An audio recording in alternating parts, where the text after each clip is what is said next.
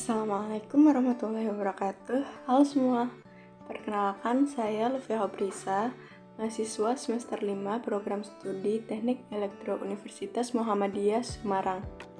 Pada video kali ini, saya akan membahas tentang isolasi dan kegagalan isolasi pada kelistrikan.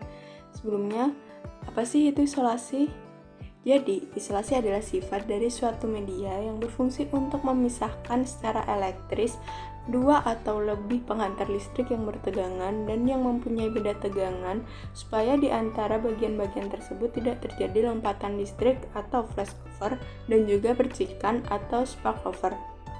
Media yang bersifat isolasi ini biasanya disebut dengan isolator. Lalu, berdasarkan bahannya, isolasi terdiri dari 3 jenis, yaitu yang pertama bahan padat, seperti kaca, polimer, porselen, dan kertas isolasi.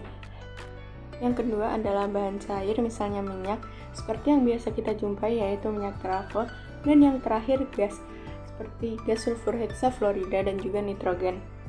Ada beberapa alasan mengapa isolasi cair digunakan, antara lain yaitu isolasi cair memiliki kerapatan 1000 kali dibandingkan dengan isolasi gas, sehingga memiliki kekuatan dielektrik yang lebih tinggi. Kemudian, isolasi cair akan mengisi celah atau ruang yang akan diisolasi dan secara serentak melalui proses konversi menghilangkan panas yang timbul akibat rugi energi, atau bisa dikatakan isolasi cair itu juga digunakan sebagai pendingin. Kemudian, isolasi cair cenderung dapat memperbaiki diri sendiri atau self-healing jika terjadi pelepasan muatan atau discharge. Sifat-sifat listrik yang menentukan unjuk kerja cairan sebagai isolasi adalah yang pertama withstand breakdown, yaitu kemampuan untuk tidak mengalami kegagalan dalam kondisi tekanan listrik yang tinggi. Yang kedua yaitu kapasitansi listrik per unit volume yang menentukan permitivitas relatifnya. Selanjutnya yaitu faktor daya. Faktor disipasi daya dari minyak di bawah tekanan bolak-balik dan tinggi akan menentukan unjuk kerjanya karena dalam kondisi berbeban terdapat sejumlah rugi-rugi di elektrik. Selanjutnya yaitu resistivitas. Suatu cairan dapat digolongkan sebagai isolasi cair bila resistivitasnya lebih besar dari 1 miliar ohmmeter. Selanjutnya yaitu kegagalan isolasi. Kegagalan isolasi merupakan kondisi di mana isolator tidak mampu atau gagal dalam mengisolasi atau memisahkan dua atau lebih media yang bertegangan. Pada prinsipnya, tegangan pada isolator merupakan suatu tarikan atau tekanan yang harus dilawan oleh gaya dalam isolator itu sendiri.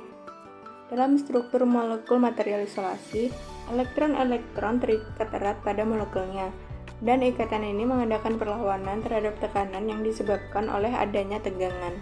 Bila ikatan ini putus, maka media tersebut akan kehilangan sifat isolasinya.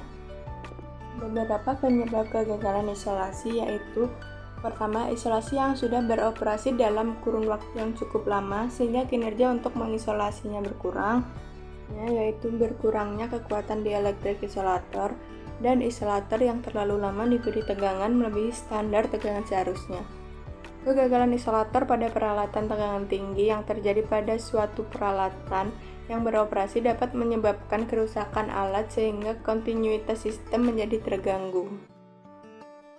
Faktor yang mempengaruhi mekanisme kegagalan isolasi pada isolasi cair atau yang menyebabkan karakteristik isolator akan berubah yaitu bila terdapat suatu ketidakmurnian atau impurity pada isolasi cair. Seperti contohnya terdapat partikel padat, misalkan karbon, terdapat air atau uap air, dan juga terdapat gelembung-gelembung gas pada isolasi cair. Sekian mengenai materi isolasi dan kegagalan isolasi cair yang dapat saya sampaikan. Terima kasih sudah menonton video ini. Wassalamualaikum warahmatullahi wabarakatuh.